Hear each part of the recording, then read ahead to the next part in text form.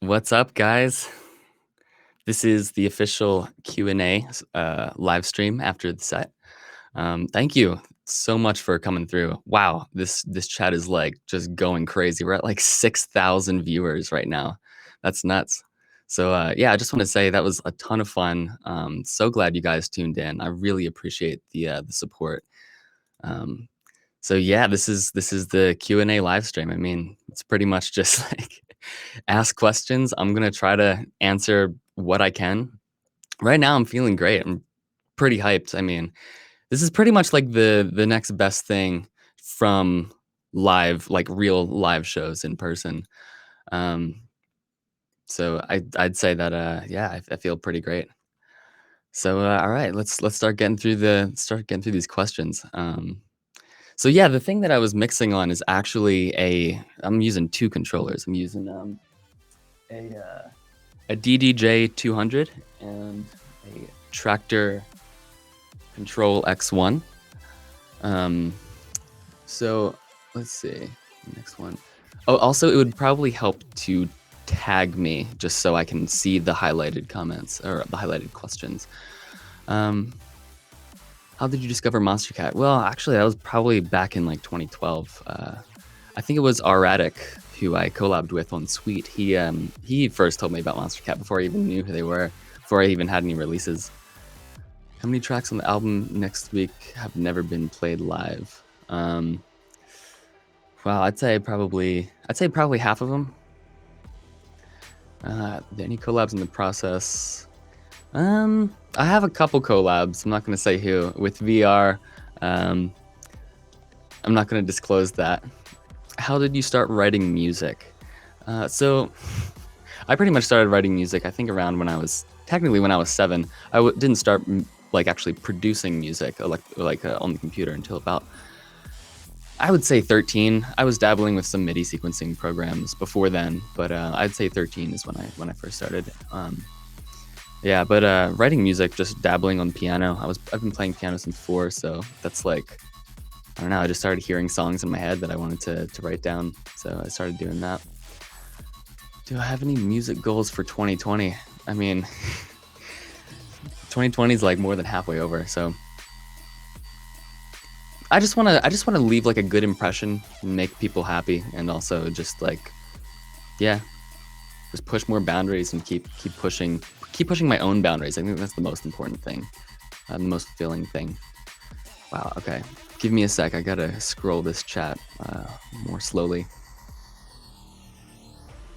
Do you enjoy producing at higher tempos, 170 to 180? That's an interesting question. I would say it's not something I'm compelled to do often, but when I do, I think I enjoy it. I think it's kind of like a reserved thing for me, where tempos that are really high or really slow, if we're talking about like halftime, that I find them more. I find myself doing more creative things, just because it's kind of out of the usual, out of my comfort zone. It's out of the usual like 140, 150 halftime kind of feel. Was the version of Blossom you played a remaster? Yes, that actually was. So the intro to that song was played the VIP version, and then the drop was a remastered version. Swapped out some drum samples. Basically, I just stemmed the whole. Actually, no, that was just from the pre-master that I remastered, and then did some drum replacement with sidechaining. Are you gonna release the Snowblind remix? I hope so. It would be cool to have it be an official release, but that's still to be determined. Anything specific that you look to for inspiration for new music? Nature, society, other music, etc. That's a good question. I'm kind of torn between like wanting to find inspiration in new things, but also restricting myself from being overexposed to new music, because I've found that like not really listening to the kind of music that I make, like, you know, dubstep, melodic, electronic kind of stuff, I feel like I get too in my head, and I feel like I'm more creative when I listen to other genres, particularly like non-electronic music. So, but as far as like what else inspires me, definitely nature. I definitely need more of that in my life. Planning to release anything else under Ophelia? Yes, but it's still to be determined. I'm not really sure what's. I can't really talk too much about it. How did you get involved with Remember with Seven Lions? So that was after I did the Ocean remix by him and Jason Ross. And he really liked the remix. And soon after, he asked me if I wanted to start a collab. And I was like, absolutely. I mean, it's something that I wanted to do forever. And then soon after that, he asked me if I wanted to go on tour with him. And I couldn't say no. What was your main source of learning how to produce over the years? Let's see. Probably just experimentation. I mean, originally I started... I was in a band, and I was also getting, like, kind of learning the ropes of traditional production and engineering, like recording bands, like guitar, bass, drums kind of thing, vocals, and then kind of recording bands from my friends in high school. And then I just kind of got sick of that, and I felt like I learned enough to do the solo thing, like to really take a solo project and feel confident about my production abilities to just make that be my main thing. How long does it usually take to finish a track? I would say, well, damn, that really depends. I'd say my better songs usually take about 3 days to actually write the arrangement, like to have everything in place, and then the next week or two to do the fine tuning, like mix down, master, and then just like really fine details and transition stuff. Sometimes it takes me, I mean, on and off, I'll be working on a song sometimes for years. Ironically though, those are not really my favorite songs. I feel like they get too convoluted the more you sit on them. They kind of get stale. But I think it's good to just like finish tracks as fast as possible. As far as the writing process goes, just don't overthink it. It's like, gotta know when to draw the line. Favorite city/venue? Oh man. Well, if a festival counts, I would say probably Motion Notion Festival. Unfortunately, that hasn't been going on for the past couple years, but I played that like 4 or 5 years in a row, I think. It was in Golden, BC in Canada. Such an amazing place with amazing people and like, yeah, just gorgeous place. As far as a venue goes though, like indoor venue, I think the Mezzanine was pretty cool in San Francisco. It's probably just because that's like the most memorable one, because it was pretty recent, relatively speaking. Do you write melodies, or do you still write melodies, chords, and piano? Or rather, when is the last time you did? So unfortunately, I don't have a real piano anymore. I just have a bunch of keyboards.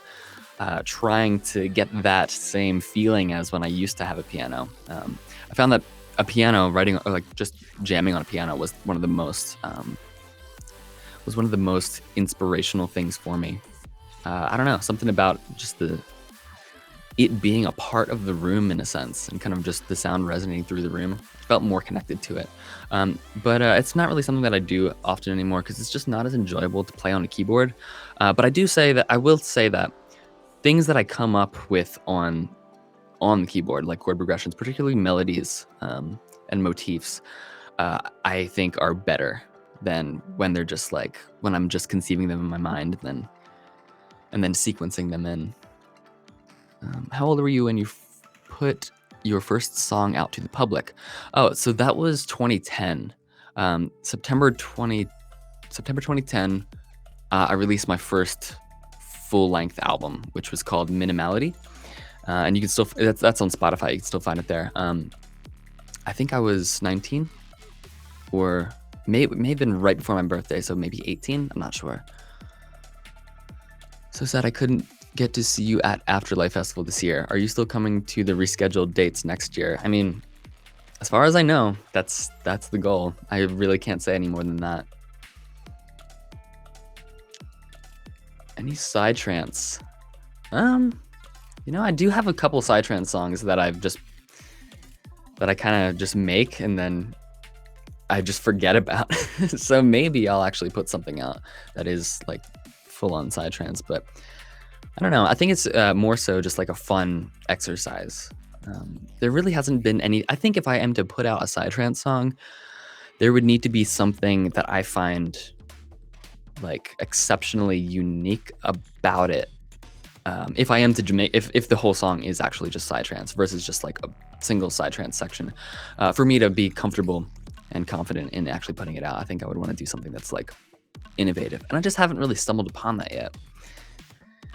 I'm intrigued now. How did you get to Disciple? They actually reached out to me and was interested in releasing an EP. Originally on the originally as a compilation, a single track as part of a compilation, and then I proposed the idea of doing an EP, and then I was like, how about let's get Prismatic on board? Because like I feel like he's a little bit more in the like heavy dubstep kind of scene. So I just thought I was like, well, Disciple is already kind of that, so I feel like combining both of us would be a good idea, and Disciple thought so too. So that was cool. Am I using auto-tune right now? No, this is actually my real voice unprocessed. I don't know if that's what you meant, but their work for Seraphim is beautiful. Who made it? Did you make it or did someone else make it? I actually made that. That took me about, I'd say, a week to make. Pretty much like nonstop. That's all I was doing. So yeah, if you're curious, I'm using Cinema 4D with Octane Renderer and X Particles for some of that like tenderly stringy effects, and then I just throw it into After Effects or sometimes Photoshop, and then just do like the final post tweaks on it and compositing. Do you like playing video games? Not really. There are a couple games that I really was into that occasionally I'll still play, such as like Halo, Deus Ex. I really like Jazz Jackrabbit, which is probably most of you have not heard of this. This is a game from like 1996. It's really fun and the music is awesome. But nowadays, I don't know, I just don't really have time to play games. I find that like just being productive kind of satisfies the same. I don't know. It's in a way, it's like a decompression for me. Just like making music and exploring and experimenting. That's kind of my fun. Did you make the background visuals? I made some of them, yeah, for the set. Yeah, I think this is what this person is referring to. I made some of them. Some of them are from, like the fractally ones are from this guy, Julius Horstius, and some of the more like sci-fi looking ones are from Beeple. And yeah, you should check out Beeple. He has a bunch of Creative Commons licensed VJ loops on his site, which is really cool. So that he just like lets people just use them. Do you have any shungite on the La Casa? I really have no idea what you're talking about. What was it like making The Light Is Always On with BT? So that was fun. That was actually completely just remotely. We started that song back in 2018, summer 2018.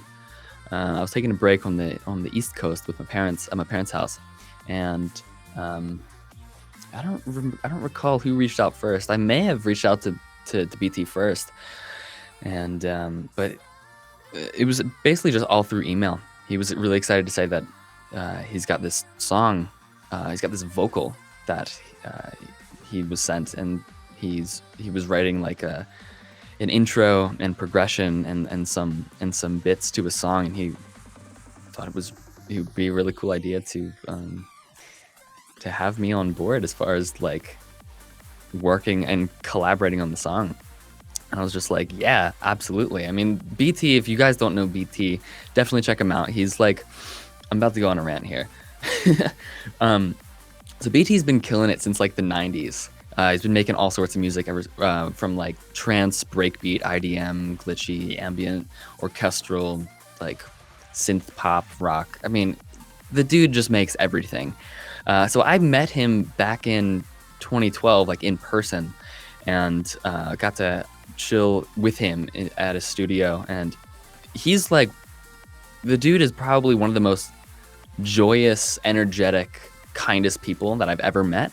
And it really, like, around that time, around like 2011, 2012, that was kind of when I was really getting immersed into the scene and first started playing shows and stuff. And I think knowing and or meeting BT um, was an extremely beneficial turning point in my life because he kind of opened my eyes to what electronic music was, what I think electronic music was supposed to be.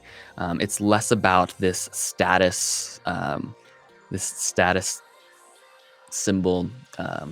It's not about fame, money, ego. It's like he really showed me that it's about the passion and love for music. It's like if you have something inside of you that you feel, like express that. And that's the thing. Like he makes all styles of music, and that was really encouraging for me to do the same thing and not be afraid to just explore what it is that I'm compelled to explore and express that to the world. Because I mean, it may be it may be, I may not be, you know, curating a specific style and doing a specific genre in the beginning.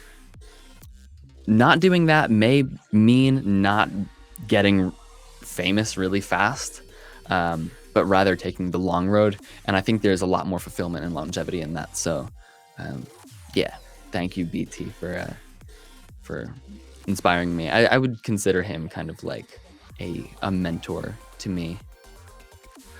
All right, I'm gonna move on from that. Yeah, like I said, that was probably a rant. What do you think is gonna be the next generation synthesis type? By type, I mean granular, wavetable, and so on. Oh man, that's a good question. I think the next thing is going to be some kind of combination between kind of what we're already exploring, like spectral FFT based resynthesis, like think like Harmor additive stuff, but mixed with AI machine learning convolution. So I think the combination of like AI assisted stuff or like AI morphing synthesis, whatever that means, I don't know. But I've seen some crazy stuff and I feel like it's really not far away. Do you like 128 tempo? Seems kind of rare from you. I think 128 is cool. It's just, I don't know, not really compelled to explore it. Are you into anime? Nope. Actually, I think FLCL is pretty cool, but besides that, I'm not really into anime. Do you have other people do final mastering on your tracks? Nope, I do it all myself. I'm a control freak. Will you collab with Nitrix again? Probably, yeah. Yeah, I mean, every time that we do something together, it seems to be really cool and just epic. Will you ever give a tour of your studio / battle station? Yeah, I could right now, but it's absolutely a mess and not very impressive. So I'm gonna pass on that. What is the process for releasing a song for you? So after the song is done, luckily I have a management team, so they take care of a lot of that stuff. They give me suggestions on like where they think would be a good pitch, or and they do all the negotiating stuff. And then or sometimes I'm just like, yeah, we both feel like this should be like a free release, like would probably do great as just that.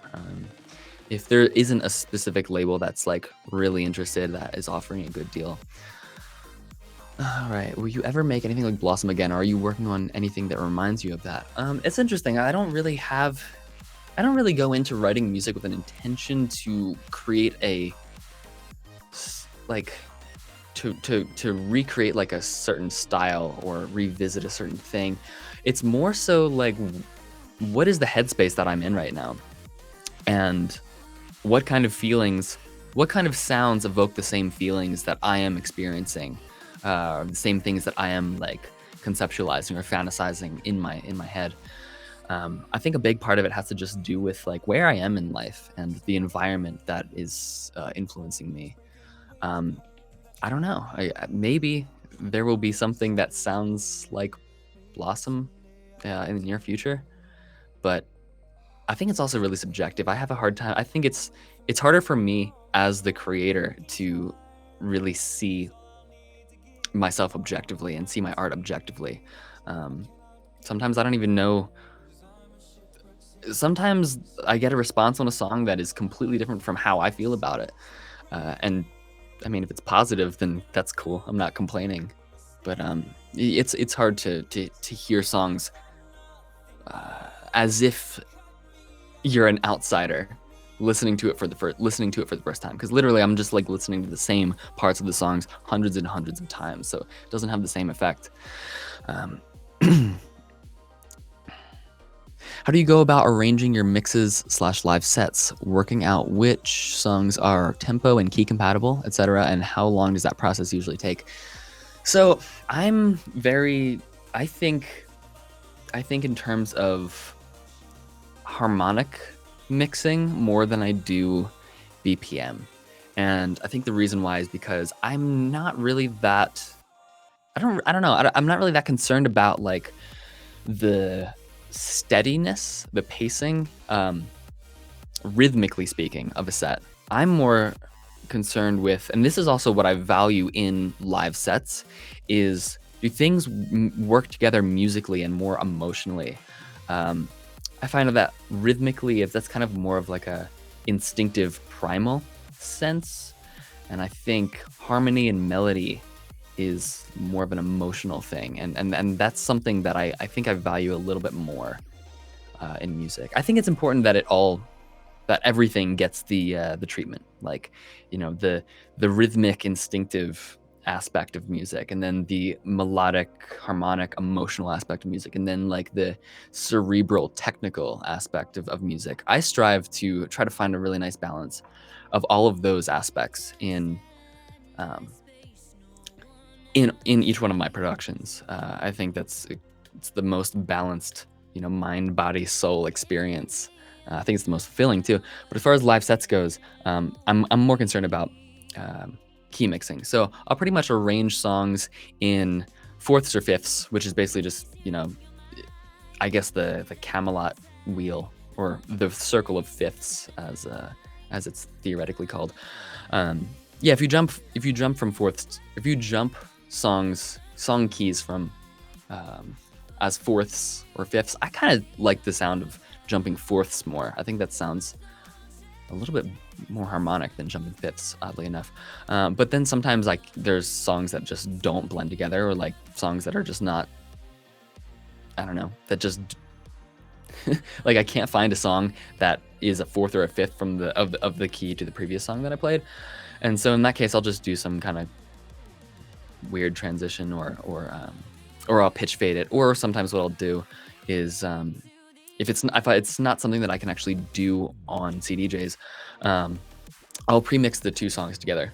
I know it's kind of cheating, but it sounds a lot better that way. So it's all about I think it's all about the listeners, the end experiencer's experience. Do you make all your sound design in Serum? No, I do a lot of it in Serum, but a lot of it is post-processing, and I like to use other synths as well. I really like additive synthesis, additive synths like Harmor and Razor. Phase Plan is pretty cool too. Where did you grow up? What kind of music did you listen to growing up, and how did it influence your childhood? So I grew up in New Jersey, in a suburb. Yeah, I also went to a private school for like, I think like 9 years. Yeah. I don't know if that was a big influencer, but I would say the music that I listened to growing up, a lot was just like stuff that my parents listened to. That was like classic rock, also like more modern stuff of the 90s, alternative, grunge. Listen to like jazz a lot, and then classical music. I don't really know how influential that was. It's never really something that I thought about as a child. It was more something that was just like, okay, there's always music playing in the house, so that's just how life is. That's how I just thought that was normal. And but I think having that experiencing so much diverse music at an early age kind of developed my mind's ear, so to speak, or my musical ear. And so I'm really grateful that my parents have played music all the time. And I didn't really get into electronic music until I was about, I'd say 12, maybe a little bit earlier when I first heard it. It was kind of like something that I wasn't really proud of, because my parents were not really into electronic music. So I thought like they must not like it. And it's not like real music or whatever. But it was kind of a guilty pleasure of mine for a while once I started having free reign of the internet and listening to new music that I wanted to listen to. And eventually they were really supportive of that. So I thought that was, I'm super grateful that they're about me making electronic music. Man, we got a lot of questions here. I'm gonna skip over some of these just so we can like get through this faster. I have a tendency to just go on a rant about these. Also, I'm answering the questions that you tag me in. So if you just at me at AU5 Music in the chat, these are the ones that I'm looking at just because there's just so many other ones. Would you consider doing shows in Canada when things settle down, more so Ontario? I mean, yeah. I don't really call the shots when it comes to playing shows. I just get offers from promoters, and I either accept or decline after it goes through my booking agent. So yeah, I mean, if you guys want me to play shows, like definitely contact my team, contact my booking agent and or my managers. And I think what is probably the better case scenario would be talk to the local promoters that put on shows, and then have them reach out to my team. Just be like, yeah, we want to have AU5 play. Sign a petition or something. I don't know. BT's Movement Still Life album blew me away. Yeah, that album is amazing. Who's your favorite artist currently? I don't know how to answer that. That's too big of a question. I'm gonna have to pass on that. Let me strategically read through these. When you put on socks, do you put the left or right one on first? It's usually the right one. Yeah. Would you consider yourself a perfectionist? If so, how do you get past it for the sake of releasing music, especially with so many different moving parts? I would say I'm a perfectionist, yeah. There's a point where you kind of have to dissociate from this over immersion in a song. Like as a song is getting completed, for me, it's kind of an intuitive sense. Like I have to take a step back from the song for a while and then listen to the song. And then usually what I do is I will write down in a notebook all of the things that I think need to be adjusted, and then I'll do those things, and then I'll probably do that like 1 or 2 more iterations, and then there's a point where I'm just like, okay, this is the last session that I'm gonna do it. This is the last session that I'm gonna do any tweaks or fixes to this song, and then just commit to doing that. And just because like a song, you can pretty much forever tweak and you're just gonna get diminishing returns from the effort that you put in. It's like an asymptote. It's like you're infinitely approaching this specific point, this specific goal, but you're never actually gonna reach it. And that's just the reality of it. It's like music is never anything. Any art is always has the potential to continue to progress. And I think a wise artist is not one who tries to strive to make it 100%, but to know when the song is done reasonably, if that makes sense. It's a good question. Will you release another sample pack? I love those. Yeah, actually, I plan to do that soon. I'm not really sure where. Still in the works. What excites you in life nowadays?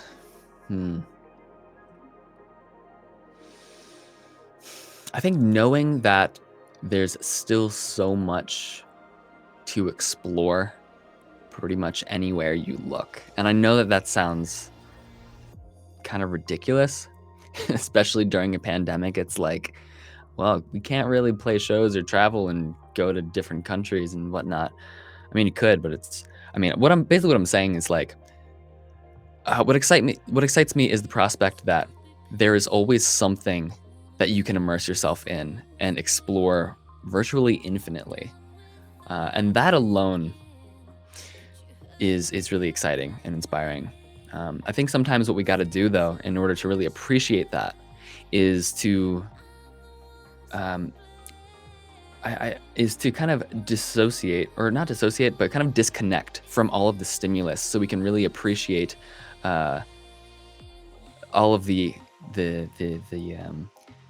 mystery and the subtleties that are there to really explore. I think we're so desensitized. We're just bombarded with stimulus all the time. It's like we're addicted to social media, or just like staring at a screen. But it's good to take a break from that and like decompress. All right. Are you ever gonna regrow your wizard beard? I don't know. Probably not. It was kind of like a one-off thing, just to see like, could I actually grow a beard in the first place? I don't know. It's like there's definitely something there. So I was like, all right, I'm just not gonna shave my face for a year, see what happens. And that was fun. But I don't know. I personally don't like. Once I shaved it off after a year, I was like, damn, this feels so good. And I don't know. I think I have a pretty nice jawline. I got nothing to hide down here, so may as well keep it revealed, you know. It's just cleaner, especially when it's really hot, like summer. It's like, it's not what's good. How did you go about improving your ability with mastering? I find it something I struggle with pretty consistently. Yeah, mastering is a tough thing, and I'm constantly trying to like figure out new ways to innovate my approach, or just like approach mastering, approach analyzing music and perceiving the song, I guess, differently. Before it was like, okay, we got to get all the frequencies sounding really steady, nothing harsh. So multi-band compress everything. That was back in the day, but now it's more so like, I guess before now, my approach was like, let's get it as loud as possible, but also as dynamic as possible, and not go so hard on multi-band compression, but more so focus on just like overall tonal balance. But now, because I'm not playing shows, and pretty much the majority of music consumption is on streaming platforms that uses loudness normalization anyway, it doesn't really make sense to have stuff really slammed. I think anyone who's making music that's just like super slammed, like no dynamics, they're just kind of still on this like flex ego trip. I know that's pretty harsh, but I mean, I still kind of do it too. I think it's a very slow unlearning that loud music sounds good. Loud music doesn't have to sound, or dynamic music that is not loud doesn't have to sound bad. So that's lately that's something, since I'm not playing shows anyway, that's something that I've been exploring more, is more dynamic music. And actually this album that I'm releasing, what is that, next week, in like 10 days or so, on the 27th? Oh wow, yeah, it's in 1 week from now. So I'm releasing this chill album 1 week from now. I basically mastered all of these songs extremely dynamic. Like there is pretty much no gain reduction on the limiter. So they're going to sound, I think, really nice on Spotify, or whatever streaming platform you listen on. And yeah, if this song is too quiet, or if an album is too quiet, just turn it up. But you shouldn't have to worry about that, because like streaming platforms got that taken care of. How do you come up with the name AU5? So my name is Austin, AUSTIN. So a long time ago, I think when I was 13, I was using AIM, AOL Instant Messenger, and my screen name was my name, but with a 5 and a 1 instead of an S and an I. And I was talking to a friend of mine, a music production another friend who was interested in music production. I was like, I want to make an alias because I think I'm ready to do this solo project full time. I'm like, I can't think of anything. He's like, just use like the first 3 letters of your screen name. Like, okay, that's cool. So that kind of just stuck. I don't know. And I think it's kind of unique too. It's not too contrived or like, I don't know. I think it's kind of out. It's like out there enough to be timeless. Do you have any tips on arranging songs? That's one of my biggest issues. I mean, if you're struggling with song arrangement, I would say just find a song or a couple songs that you think the arrangement really flows with, and then just map that out. Like throw it in your DAW, and then just map out like how many bars each section has. What I usually do is I'll just throw a song into Ableton, and then just cut it up per section. Making sure that it's beat synced, and then just color code each one of the sections according to how much energy it has. And then I'd say that would be a good starting point. I think that would be a good template. And then all you got to do is just kind of like make individual sections that match that energy level that you're trying to go for, and just arrange them into a song, and then just figure out how the transitions work well. What transitions work well.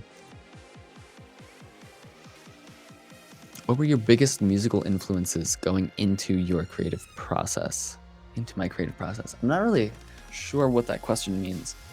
I'm interpreting that as like, are there any specific artists or people that I know who have influenced how I approach creating?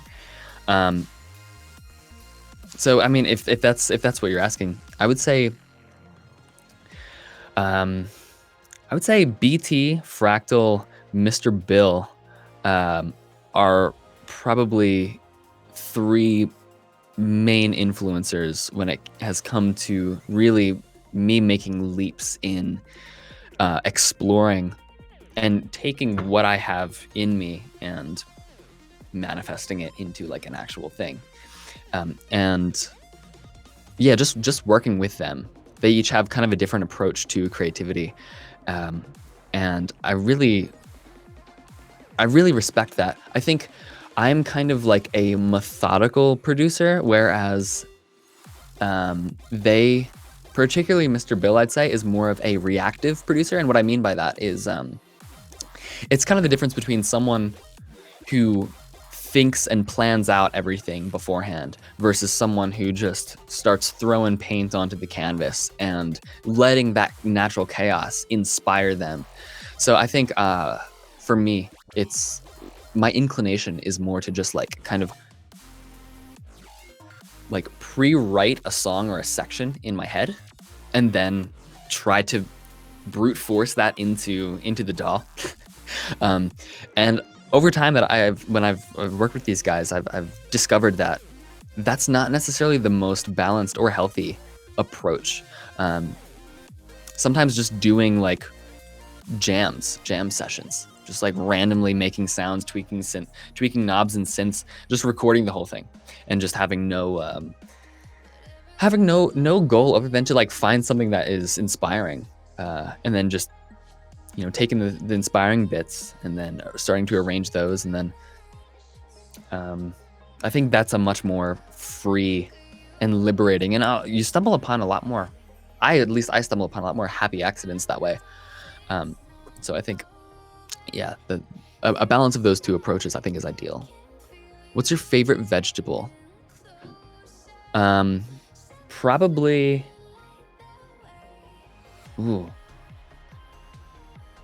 I don't know. Probably. Damn, it like changes every week. I like broccoli a lot. I think it probably holds up the best. Broccoli is good. Arugula is pretty badass too. Yeah.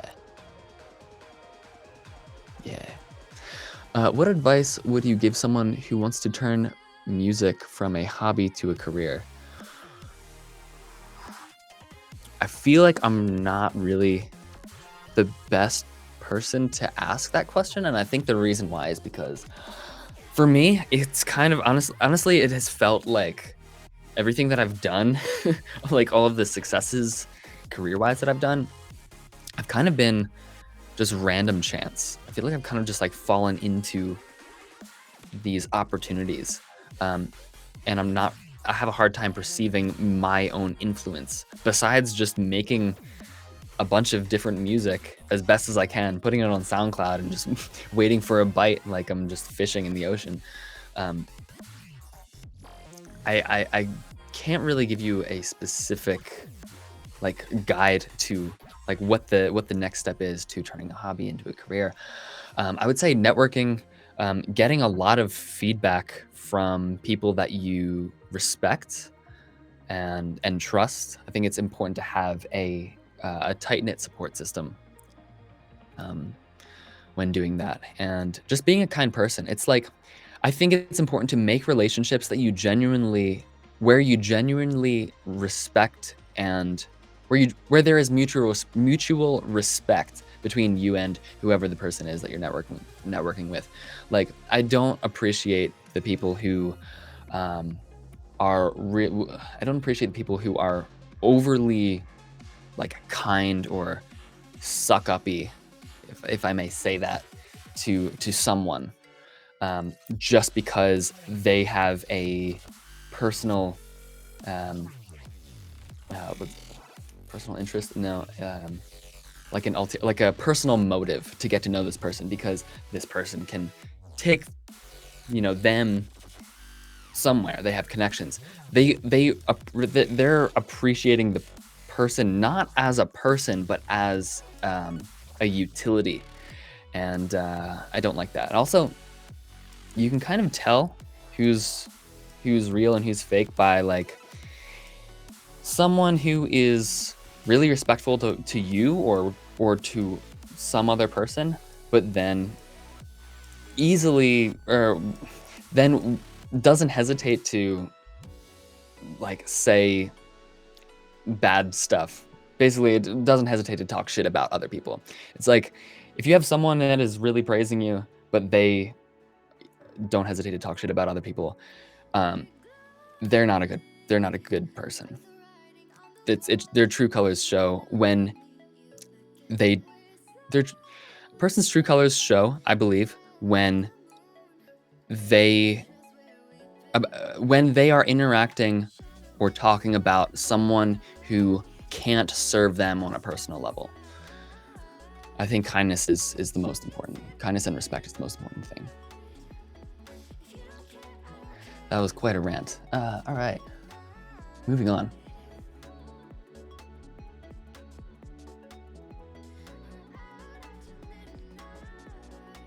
How many songs do you send to a label during a pitch? Usually just one or two.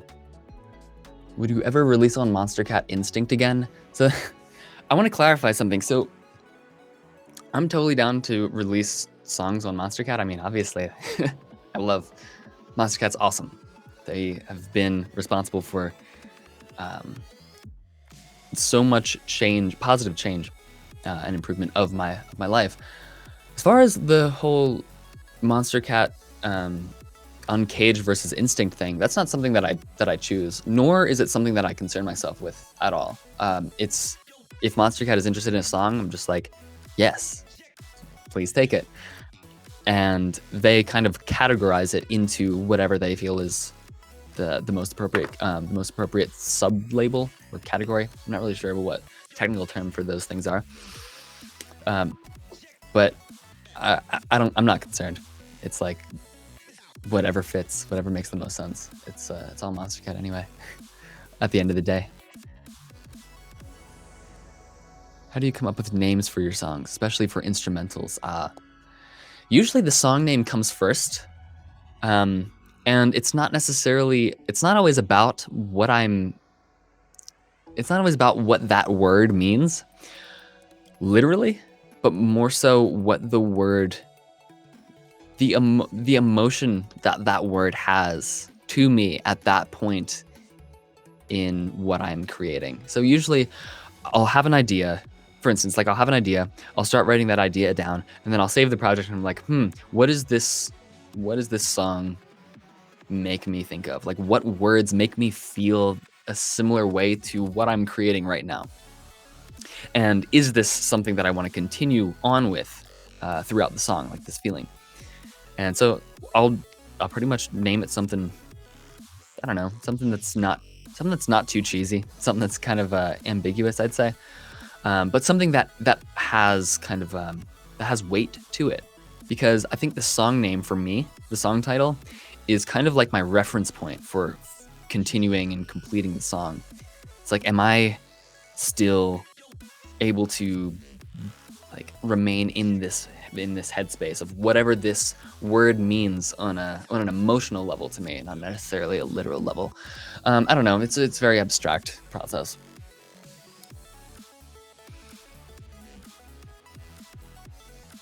What was it like working with Andrew Wong? Would you consider working with him on some more music and or videos? Andrew Wong is awesome. The dude is just he's just relentless. He's relentlessly productive and enthusiastic, and I really appreciate that. It's a little bit concerning how much of a workaholic he is, but as am I. But it was great. That thing that what was it called? The Four Producers One sample project that I did with him on his show, with the squeaky door sample. That was, he just reached out to me and was interested in having me on board. And it was a very simple process. He was like, okay, I need you to just record yourself talking about the songwriting process, the production process, and then make sure you record yourself when you listen to all of these other submissions for the first time, so we can get your reaction. And so that's what I did. I don't know. He seems like an awesome guy. Very smart, extremely skilled. The dude just, he can pretty much play any instrument and sing and just make incredible videos. I don't know. He's kind of an anomaly. It's great. I would absolutely love to work with him again. Do you ever cringe at your old music? Yeah, not that much. I think it's more so like, I kind of see my old music as like looking at me as a child. I can't criticize it too much because, nor can I hate on it too much, because it's like at that time, that was a genuine expression of me. And I am different now. And we are always different at every point in time. We're constantly evolving. So I think it's important to kind of, if you're looking back on your old music and you're like, I hate that, it doesn't represent me. Yeah, it doesn't represent you now and what you feel now. But that was a very valid and real you back then. And I think it's important to respect that and what that experience was for you back then. And because that's what now is going to be for the future. You're just going to be like, I always sucked back then. And then at that point, you really have nothing that you can really cherish to look back on as far as who you were and your achievements. If you think that it's like, man, those things didn't mean anything. Why did you stop touring? Was it a toxic experience for you? I mean, I only stopped touring because, for one, I wasn't getting shows because there was a pandemic. I mean, there was about to be a tour with Chime, probably I think the biggest tour, second biggest tour that I would have been on, I believe. We would have had like 25, 28 shows or something. So I don't know. I don't know why you think that I stopped touring deliberately, because no, I absolutely would be touring if I could right now. What has been your biggest issue with producing music? Any tips, info you wish you had found out earlier? Yeah. I'd say one of the main things is just overthinking too much, too quickly. So, for instance, starting a song, don't be concerned about how that is comparing with other songs, like other completed songs, sonically speaking. Don't be concerned about how loud it is. Stop trying to overprocess things too soon. Just get some good sounds off the bat, and not focus too much on the sound design. if you're trying to, write music, if you're actually like trying to flesh out a full song, focus on getting the song done. That's the main thing. Cool. I just got heads up that we have to wrap up this stream within 10 minutes. So it's gonna be 3 p.m. for me here. So I'm gonna try to get through these faster. Okay, very cool. There's not too many more. Where was I? Does consistency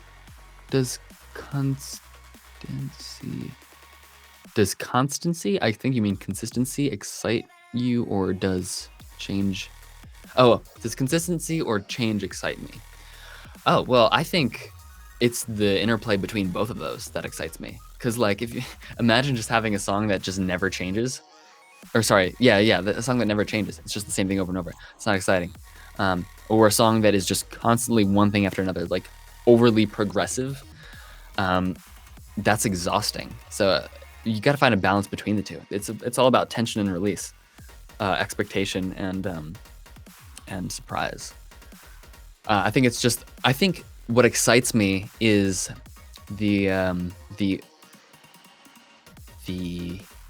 artistic, the novel ways of incorporating both consistency and change. If we're not talking about music, if we're talking about just like life in general, I think it's the same thing. I think it's important to have a holistic balance. What's the worst song you've ever heard?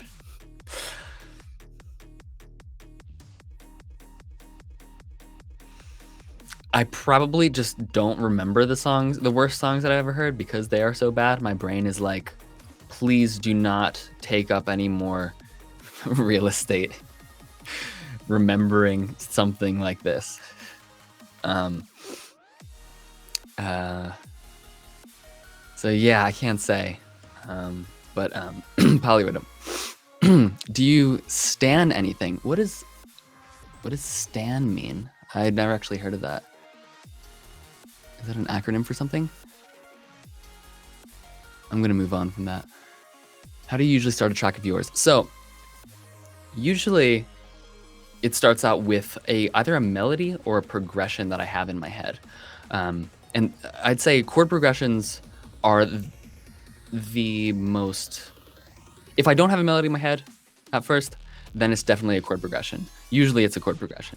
And then I'll find a melody over top of it. Because I think a chord progression is like the emotional foundation of a song.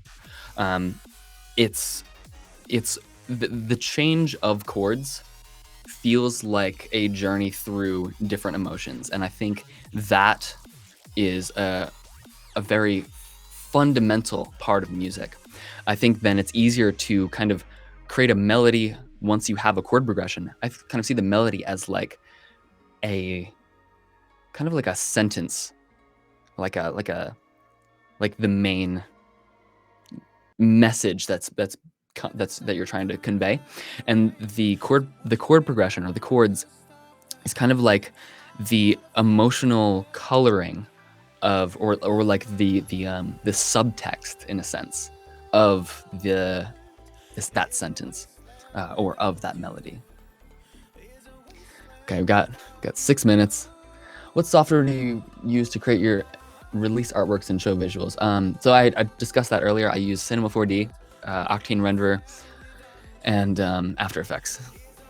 And also for the live visuals, I'm using Resolume. What does Anxious Stephanie mean? So that's if you guys don't know, that's a song title, or that's the album title of my second album ever. It doesn't have a literal meaning. It's something that I heard repeating in a lucid dream that I had many, many years ago. And the dream had a very distinct vibe. And I just heard like Anxious Stephanie, like echoing, like for a long time. And I have no idea what that actually means. But the song was kind of like a reflection of the vibe of that dream that I had. So I don't know, it's just like, screw it, let's just call it that. How do I spell that? How would I spell this? Um, are you aware of and would you be opening to collabing with Mersive? I haven't really gone in on a lot of his music. I've heard his stuff, and he seems really solid. Very, I think it would be a cool blend of styles. I'd be open to it. I'm open to a lot of collabs, actually. It's just a matter of, do I have time? I pretty much have a full plate, like, all the time. I bite off more than I can chew, and that's definitely a personal problem of mine. I'm pretty, if I'm not sleeping, I'm pretty much just working on stuff. How do you handle expectations from others, separating your own goals and paradigm as an artist from what others understand and expect from you, whether it be friends, family, or fellow artists? This is something I struggle with from time to time. That's a tough thing. I think it comes down to what is true for you, and really finding what is true for you. And I think that may be, different personalities, that may be easier and harder to really find the truth for you. But I would say it comes down to, what can you do to serve yourself in such a way that is actually fulfilling, as well as having a balanced life where you are also considering others and allowing others to bring value to your life. I think it's a balancing act. When it comes to fans, though, I mean, I'm speaking to a bunch of fans and strangers right now. What I'm gonna say might be a little bit controversial, but when it comes to fans, these are strangers. These are people that I don't think, like, if you are an artist and you have a bunch of fans, it's important to listen to your fans and get feedback, but you are ultimately the determining factor of what kind of audience you have. So if the majority of your fans are not into what you are doing, and what you are doing is really true for you, that just means that you just have to let it play its course. I think continue doing your own thing, and eventually your fan base will, people will fall out. Some people will discover you, and it's all about curating, your a fan base that is true to what is true to you. Okay, we got 2 minutes left. I'm just gonna answer one more question, and let me just find which one.